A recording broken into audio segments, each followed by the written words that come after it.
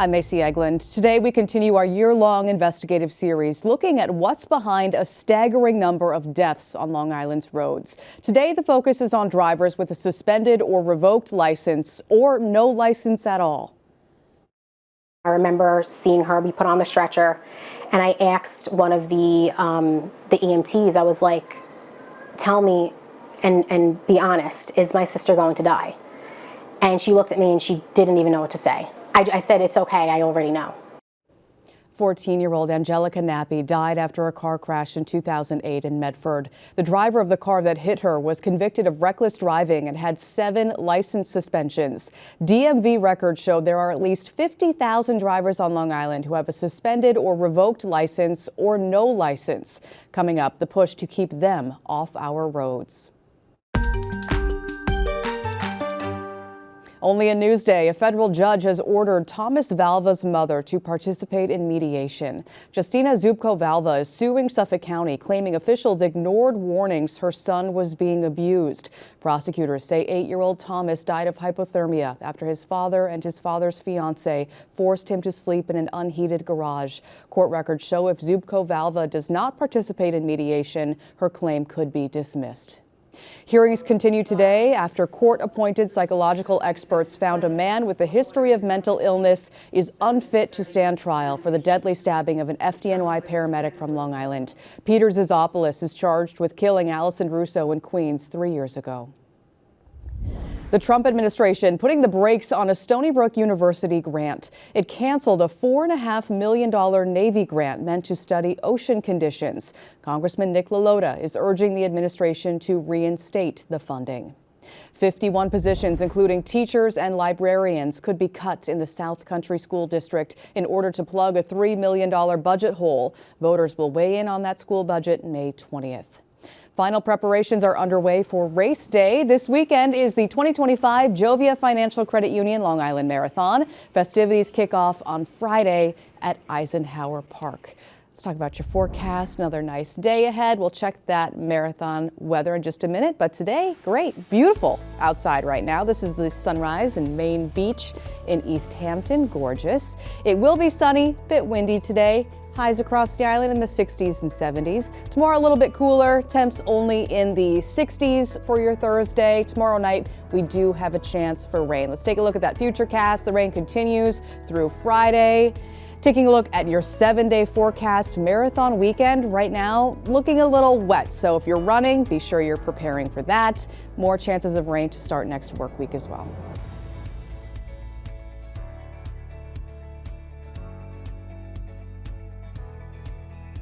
Long Island weather is brought to you by Fire Island Ferries.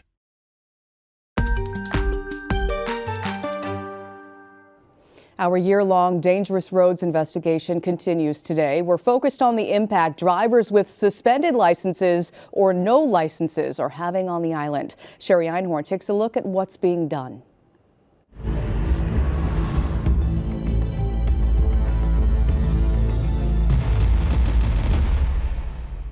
I will see my daughter again.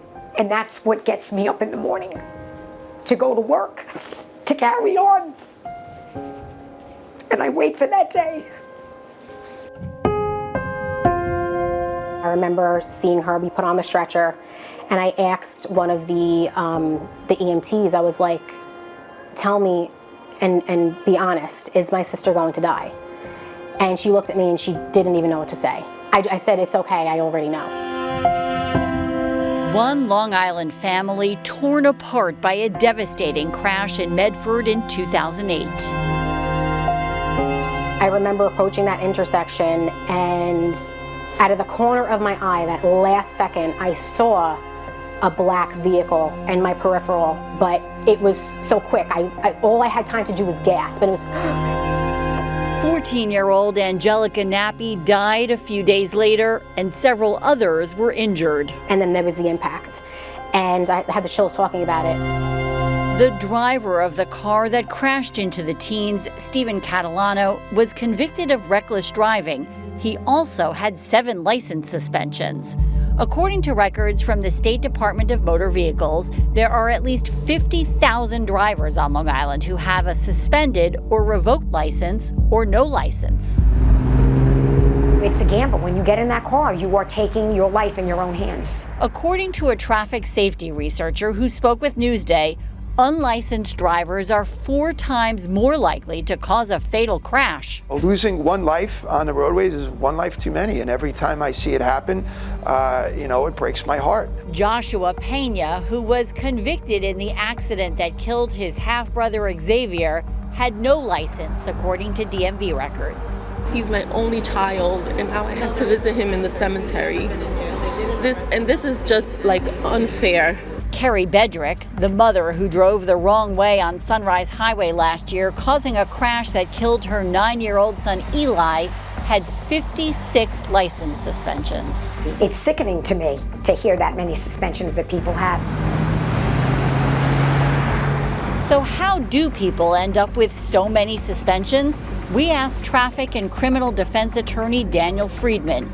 He says there are multiple reasons: a drunk or drugged driving conviction, failing to pay taxes or child support, getting a ticket and not taking care of it, getting too many tickets or too many points, and not having insurance. The goal of traffic safety is not for us to write tickets or make arrests. It's for us to get people to voluntarily comply to laws. It's everybody's job. It's not just the police department's job. When it gets to the point where we're involved, something's already gone wrong. Automatically being suspended doesn't mean you're going to be a bad driver and therefore have an accident. People have to work. They have to worry about their lives. They have to take care of their bills and their family and their children, and they just assume that this is not an issue. Now, this is not defending everybody. And while he admits there may be drivers who just don't care about having multiple suspensions and driving anyway, he says there are other drivers who simply don't know how to clear them all up. I think the system needs to be made easier for people to address tickets. There's no right to drive. If you're driving in New York State, you are doing so as a privilege. Maureen McCormick has spent decades working as a vehicular crimes prosecutor. She's now a special assistant district attorney in the Suffolk County District Attorney's Office. Make no mistake about this. I am terrified for the people of Long Island in general and in New York State, because sometimes you see too much. And it's been a very long time speaking to a very large number of families who could easily be my family. Back in 2008, it was the Nappy family. Devastated by the death of her daughter, Mom Dawn says she had no choice but to try and channel her grief by making a promise to Angelica. I just held true to that promise that I made to my daughter, and I was on a mission. And I didn't realize that the mission would take me out 16 years. Her mission was fighting for stronger penalties for unlicensed drivers. Angelica's law was passed last November. It lowered the number of suspensions before a driver can be charged with a felony from 10 on 10 different dates to 5 on 5 separate dates. There could also be a fine and a prison term if the driver is convicted. I'm happy, but I'm also disappointed in the sense that 10 suspensions brought down to 5 is still what I consider a slap on the wrist consequence. Because anybody that buries a child is facing a lifetime sentence. For Newsday TV, I'm Shari Einhorn. Read more about our Dangerous Roads investigation on Newsday.com. Click Get More below the Newsday TV video box. Sports now, the Knicks are in a tough spot after failing to close out the Pistons in Game 5 last night. Newsday's Steve Popper looks at what's next. Here at Madison Square Garden, where the Knicks squandered a chance Tuesday night to close out a series on their home court for the first time since 1999. The biggest issue here was not just the home court, not the chance to celebrate, but you want to get out of this series, head to the Boston series as healthy and rested as you can. Well, Boston moves on. The Knicks head back to Detroit, where they'll play Game 6 Thursday night. And they have to worry about injuries because Jalen Brunson, Josh Hart, both went Hart to the locker room, Brunson to the bench in the final minutes. And maybe the most frustrating part wasn't just the pain, but they tried to get back in the game with about a minute and a half left and were stuck at the scorer's table, unable to get in. Tom Thibodeau didn't want to use the final timeout, so they were stuck there waiting until there was 27 seconds left. A tie game had gone to a 6-point hole. They couldn't get back. They never had a chance to get the game-tying shot. We put ourselves in a deficit early.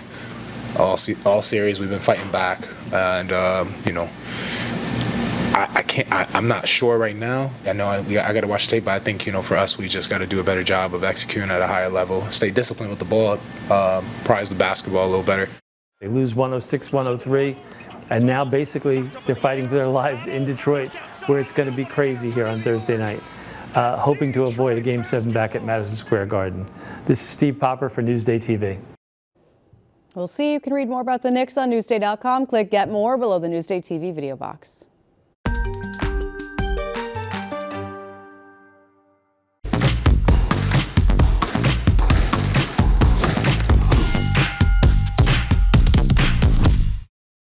Today we are turning up the heat with hot yoga.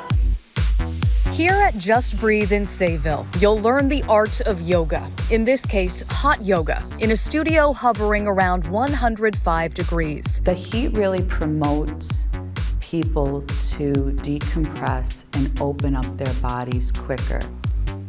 That heat and the practice provides benefits for both your physical and mental well-being. Hot yoga is really good for detoxifying, flexibility. It's really amazing for central nervous reset. It's good for anxiety, depression.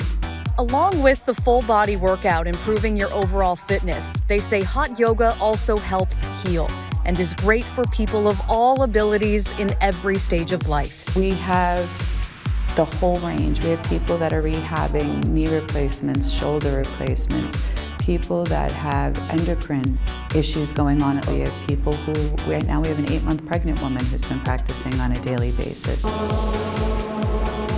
And they say even the skeptics who lean in and give it a try become believers. Usually the people that come with the most resistance come every day after that point. And once you're in, the connections you make will keep you coming back.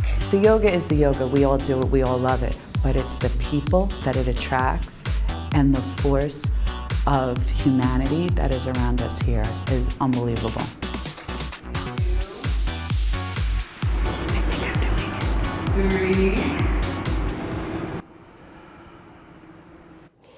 Maybe not my thing, but it was a lot of fun. You can see more of my Fitness Fix segments on Newsday.com. Click Get More below the Newsday TV video box.